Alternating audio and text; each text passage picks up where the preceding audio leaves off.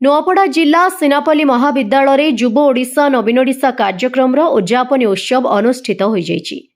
ଏହି ଉଦ୍ଯାପନୀ ଉତ୍ସବ ଅବସରରେ ମୁଖ୍ୟ ଅତିଥି ଭାବରେ ବିଧାୟକ ଶ୍ରୀଯୁକ୍ତ ଅଧିରାଜ ମୋହନ ପାଣିଗ୍ରାହୀ ଯୋଗ ଦେଇଥିବା ବେଳେ ମୁଖ୍ୟ ବକ୍ତା ପଦ୍ମଲୋଚନ ବର୍ମା, ସମ୍ମାନିତ ଅତିଥି ଉଜ୍ଜଳ ଗୁପ୍ତା, 12 ନମ୍ବର ଜୋନ୍ ଜିଲ୍ଲା ପରିଷଦ ପୁଷ୍ପାଞ୍ଜଳି ଗୋଆଲ, 14 ନମ୍ବର ଜୋନ୍ ଜିଲ୍ଲା ପରିଷଦ ଆଶା ଜୈନ, କଲେଜ ପରିଚାଳନା ସଭାପତି ତୁଳସୀରାମ ମେହେର, ଅଧ୍ୟାପକ ରଜନୀକାନ୍ତ ମେହେର, ମେଘନାଥ ମେହେର, ମନୀଷ କୁମାର ପଟେଲ, ଲିପ୍ସା କୁମାରଙ୍କ ସମେତ କଲେଜର ସମସ୍ତ ଅଧ୍ୟାପକ, ଅଧ୍ୟାପିକା ଓ ଛାତ୍ରଛାତ୍ରୀ ଉପସ୍ଥିତ ରହି ପ୍ରଥମେ ଶ୍ରୀ ଗଣେଶଙ୍କ ଫଟୋ ଚିତ୍ରରେ ମାଲ୍ୟାର୍ପଣ କରିଥିଲେ। ପରେ ମଞ୍ଚାସୀନ ଅତିଥି ନିଜ ନିଜ ଅଭିଭାଷଣ ରଖିଥିଲେ।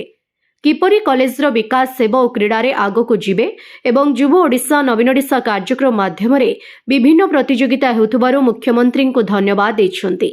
ଓ ଏହି କାର୍ଯ୍ୟକ୍ରମ ଏତିକିରେ ସ୍ଥଗିତ ନ ରହି ପ୍ରତ୍ୟେକ ବର୍ଷ ଏହି କାର୍ଯ୍ୟକ୍ରମ ହେଉ ବୋଲି ମତ ପ୍ରକାଶ ରଖିଛନ୍ତି ଅତିଥି।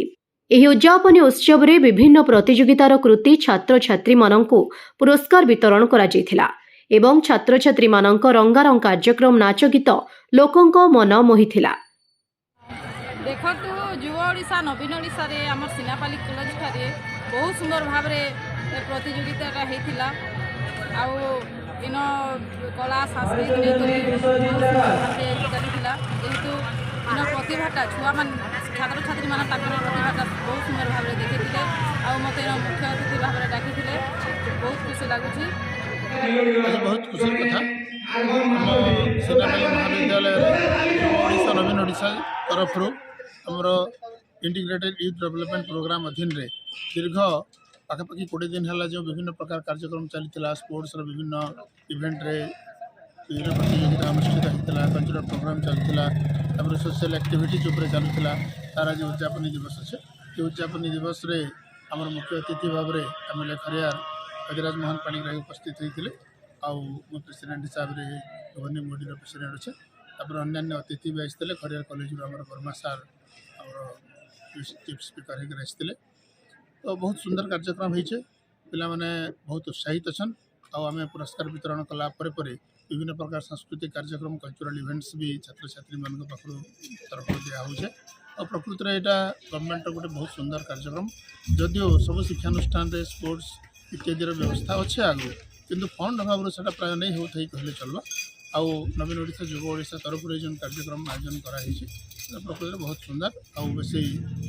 सुंदर पदक्षेप आम सरकार तरफ बहुत बहुत धन्यवाद सरकार को दूँ। नवीन ओडिशा युव ओडिशा नुआ ओडिशा कार्यक्रम सिनापाली महाविद्यालय उद्यापनी कार्यक्रम थिला। ये कार्यक्रम रे आम समस्ते आसिक पहुँची निश्चित रूप से सरकार एक अभिनव प्रयास जे विशेषकर नुआपड़ा जिला भाया गोटे उपात अंचल रे सरकार एक अभिनव प्रयास जे आम भितर प्रतिभाशाली छात्र छात्री मान अन्वेषण करार गोटे गोटे निरा कार्यक्रम यहाँ आम स्वागत जनाऊे और अनुरोध करूँ राज्य सरकार को ये कार्यक्रम को कंटिन्यूटी करूँ दीर्घायु करूँ जहाँद्वारा कि आम अंचल जो प्रतिभाशाली पिला माने अच्छा उपात अंचल जो पिला माने कटक भुवनेश्वर जाकर निज टैलेंट को सर्च कर पारना